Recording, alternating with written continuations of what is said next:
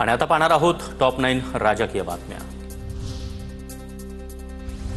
जनसुरक्षा विधेयकाच्या चर्चेदरम्यान नीलम गोऱ्हे आणि उद्धव ठाकरे यांच्यामध्ये संवाद। तुम्ही बोलणार नाहीत का?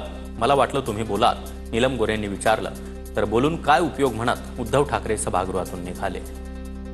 महोदय, माझी विनंती आहे। मला बोलणार आहे तसं वाटलं होतं, मला वाटलं बोलणार आहात म्हणून। भाजप आमदार प्रसाद लाड आणि ठाकरे गटाचे आमदार सचिन अहिर यांची एकमेकांसमोर घोषणाबाजी। जनसुरक्षा विधेयकावरून दोन्ही नेत्यांच्या घोषणा। माओवादी संविधान दाखवणाऱ्या उभाटा शिवसेनेचा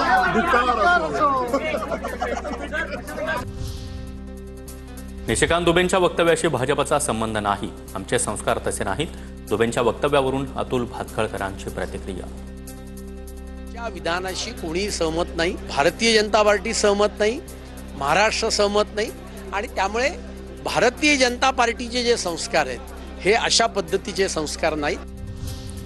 विधिमंडळ परिसरामध्ये साचलेल्या कचऱ्यावरून रोहिणी खडसे यांची टीका। उपमुख्यमंत्री शिंदेंच्या दालनापासून कचऱ्याचा ढीग फक्त 50 फुटांवर असल्याचं रोहिणी खडसेंचं म्हणणं।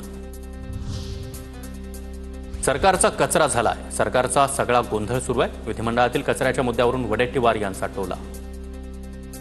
सरकारच कचरा झाला आहे, त्यामुळे कचरे सगळीकडेच कचरा दिसणार आहे। पण स्वच्छता पाळा, तर साथीचे रोग येत आहेत, नाहीतर सगळ्यालाच ते बिमारी झोंबणार।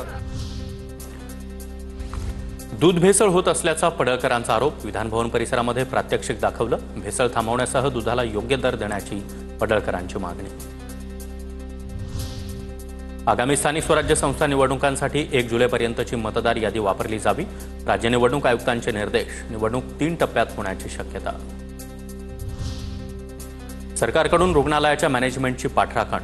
तनिषा भिशे मृत्यू प्रकरणावरून अंबादास दानवेंचे गंभीर आरोप। मंगेशकर रुग्णालयाच्या मॅनेजमेंटवर कारवाईची मागणी।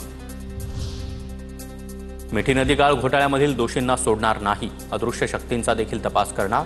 मंत्री उदय सामंतांनी विधान परिषदेत माहिती दिली।